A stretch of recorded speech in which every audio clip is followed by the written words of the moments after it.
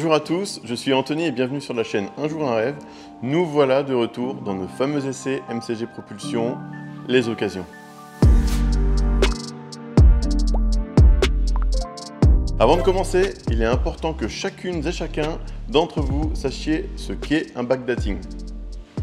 Je vais donc vous expliquer en quoi il consiste, puis nous irons découvrir quelle est la base de la voiture, la fiche technique de cette magnifique 911. Nous irons l'essayer sur route et vous aurez mes impressions, mais surtout de belles images.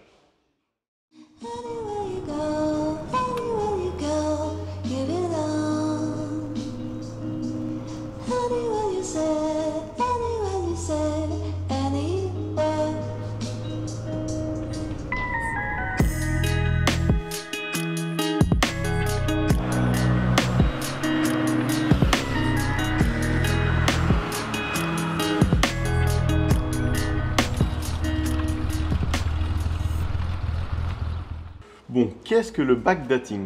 C'est une tendance en vogue depuis très longtemps dans l'univers de l'automobile. La règle est simple, il faut préserver un design, généralement un style ancien, tout en lui associant des performances de modèles plus récents. En bref, tu prends une 911 récente et tu lui fais perdre 20 ans, visuellement. Le tour est joué, le rêve devient réalité. D'ailleurs, sachez-le, cette 911 est à la vente. Parlons maintenant de la base. Nous sommes sur un modèle 911 SC 3 litres de 1982. Le résultat après une transformation intégrale dans les ateliers MCG Propulsion est le désir d'évoquer un look 2 litres 3 ST des années 70. A savoir que la véritable 911 ST, fabriquée à faible exemplaire, et à l'époque, pour les plus connaisseurs d'entre vous, sous la direction de Ferdinand Piëch. La destination de ce modèle était les courses d'endurance de type 24 heures du Mans, mais aussi les rallyes en mode tout-terrain. Je vous mets de suite à l'écran la photo de cette 911 avant-projet. Bon, voyons ensemble de quoi est-elle faite. Les ailes avant, le pare-choc, le capot avant proviennent d'un kit polyester Demoris. Les ailes arrière sont des ailes en tôle de 930 soudées bord à bord avec un traitement anti-corrosion. On peut y voir les baguettes chrome et la grille de capot en alu. Parlons des panneaux de porte. Est-ce que l'appellation RS vous parle? Si oui, ce sont des panneaux de porte RS. Pour les jantes, ce sont les mythiques jantes Fuchs, équipées de pneus Michelin TB15. Là, je suis assis dedans. Je vous avoue que c'est la première fois de ma vie que j'essaye une voiture aussi vieille, puisque la plus vieille que j'ai essayée, c'était une de 1990, 1964, et là, on est en 1982 sur la base. Donc, j'appréhende un petit peu, parce que c'est des voitures qui vivent. Mais bon, on va démarrer.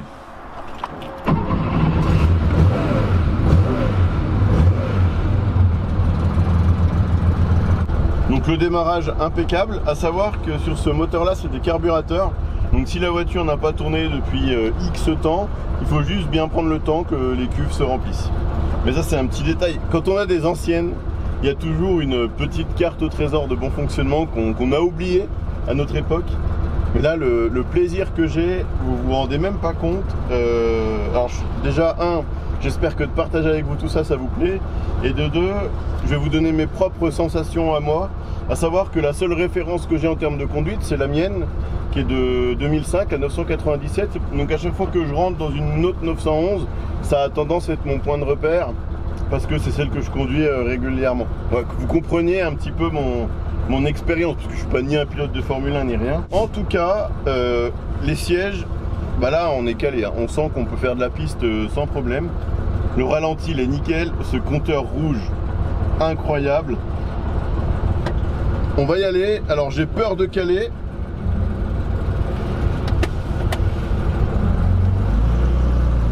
Eh ben non. Non, bah... Alors là je suis surpris. Vous allez trouver ça bête ce que je vais dire. Pourquoi j'ai eu l'impression qu'elle allait caler? Parce que j'ai déjà fait un peu de Norma et de voiture de course où les démarrages c'est compliqué.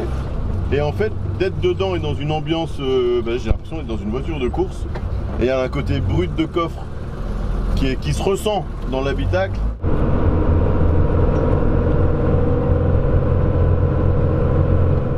Du coup, je me suis automatiquement dit que ça allait être compliqué. Donc là, deuxième, on passe la 3. J'embraye, je débraye. Bah en fait non, elle est facile à conduire. Continuons avec les phares lisses et la peinture. Ici, la peinture extérieure comme intérieure sont neuves et respectent un blanc Carrera Weiss qui nous met en valeur le remplissage du réservoir au centre du capot. Je sais pas vous à l'écran, mais pour ma part, c'est un plaisir unique pour les yeux. Alors là, tous les regards sont sur nous. On est sur la route et je vois les voitures qui ralentissent et qui nous regardent. Cette voiture, elle est incroyable. Déjà l'extérieur, tu l'as déjà vu, c'est incroyable. Je vais essayer de fermer la fenêtre. J'essaye de parler fort, j'espère que tu m'entends. C'est une symphonie. Cette voiture, c'est de l'art et à l'intérieur, c'est de la musique. Alors la musique, on n'entend que le moteur. Il n'y a aucun bruit de châssis ou de... Vous voyez, même les fenêtres, elles sont pas entièrement fermées, elles vibrent pas, rien du tout. Ouais, c'est quelque chose. C'est quelque chose. Au niveau du freinage, hop, on va laisser passer. Au niveau du freinage, ah bah voilà, là par exemple, c'est à nous de céder le passage. La voiture de Le Mans, voilà, 911, et déjà elle s'arrête, elle fait des appels de phare pour dire allez-y. Merci. Ah, quand tu as ce genre d'auto, tu passes pas inaperçu. Et là, en termes de conduite, en fait, c'est un... Je sais pas comment vous expliquer ça. Là, j'ai l'impression d'être dans un rêve, dans un jeu, Je fais attention parce que il faut faire gaffe à la mécanique. La voiture est pas chaude ni rien. On fait attention au dos d'âne, mais pour autant, il passe, on n'a pas plus de choc que ça. On sent qu'elle peut ouvrir. Et si on allait voir le moteur maintenant? Le moteur est totalement neuf et préparé également dans les ateliers MCG Propulsion. Arbre à cam spécifique, cylindrée 3 litres haute compression, carburateur PMO, échappement SSI, suivi de son silencieux inox. Ah, j'ai oublié, le volant moteur est allégé. Le tout développe environ 250 chevaux pour un poids de la caisse total de 997 kg. Qu'est-ce que tu en penses de ce rapport poids-puissance? Dis-le moi dans les commentaires. Avant de te parler de la boîte de vitesse, sache que les tôles moteurs, cache-culbuteurs, les turbines et supports turbines ont eu droit à un traitement peinture époxy. Et plus j'avance dans les informations, plus cette voiture me fait saliver. La boîte de vitesse est révisée, les autobloquants sont neufs et pour plus de précision lors des passages de vitesse, il y a un levier Wevo. J'espère que je prononce bien. Pour freiner le tout, pas besoin de plus, les freins d'origine sont montés avec des Durit Aviation. Et pour le comportement, ils ne sont pas les mains mortes. Suspension Bilstein Sport. Alors, réglé en comportement mixte. Tu peux aller sur le circuit ou à usage quotidien. On a la rigidité d'un Mierso Ego, des harnais, des sièges Recaro pole position et son volant cuir, 3 branches tulipées. On aperçoit aussi un contour rouge qui monte à 8000 tours minute. On va tester une petite accélération pour voir un peu le comportement. La voiture est rigide, mais ne perd absolument pas de confort. C'est ça qui est... Ils ont réussi à trouver en fait l'équilibre, je pense, de la voiture de tous les jours.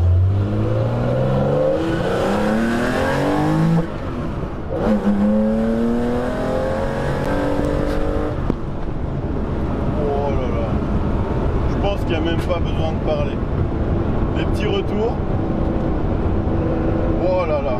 Je dois vous dire que là, essayer une ancienne, c'est une expérience à part. Mais en fait, on est sur un cuir qui est d'époque et on se rend compte que le cuir était d'une qualité incroyable.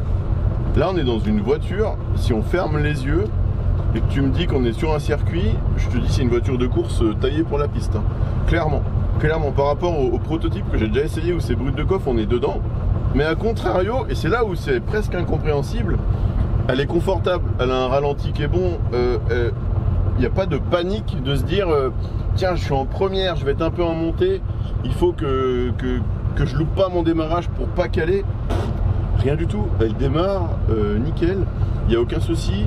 L'accélérateur, en fait je le trouve super précis. On n'oublie pas qu'on est sur du carbu et sur un modèle ancien. Mais en fait, le travail des ateliers MCG Propulsion, tu te rends compte que les mecs ils assurent quoi, ils connaissent leur taf quoi. Et la voiture, alors j'ai encore pas comparé d'autres anciennes, du coup c'est une première expérience dans une ancienne de ces années-là. Mais je pense que tu as du mal après à quitter la voiture. Ce genre d'auto, tu as envie de la garder, tu as envie de partir avec et faire les pleins et taper le million de kilomètres toute la journée. Il y a une ambiance. Il y a dedans en plus, c'est marrant parce c'est petit, mais quand on est dedans, on se retrouve, on a quand même de l'espace. Après voilà, je pense que tout ce qui est essuie-glace, ce genre de choses, c'est moins efficace qu'aujourd'hui, et je pense que sous grande pluie la voiture c'est pas la folie. Mais à part ça, et on sent qu'elle tient la route, on se sent en sécurité. Bon là on a le siège baquet, moi qui suis pas forcément tout fin, je rentre nickel, donc ça c'est top. Ah là j'ai des étoiles dans les yeux, je sais pas si on peut dire ça. Je vous invite, si un jour vous avez l'opportunité et la chance d'être passager ou même conduire quelque peu ce type de véhicule rare, unique, sur mesure. On n'oublie pas que cette voiture est sur mesure. Et c'est ça qui est bien chez Porsche, c'est que comme l'a dit Ferdinand Porsche, qui avant de faire sa propre voiture, ma voiture de rêve n'existait pas, j'ai fini par me la fabriquer. Et ben là, la voiture de rêve c'est souvent des 911, sauf que c'est pas pile poil ce que les gens aiment. Et avec cette marque, on peut quand même faire ce que l'on veut. Et là on est sur des modèles, mais c'est de l'art, c'est fait à la main. On ressent la voiture, je la sens. Bon, on va peut-être retourner rouler.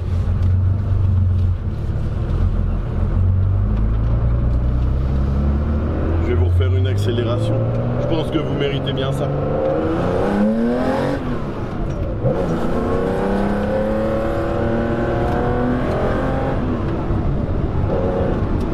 Voilà, on est à 80.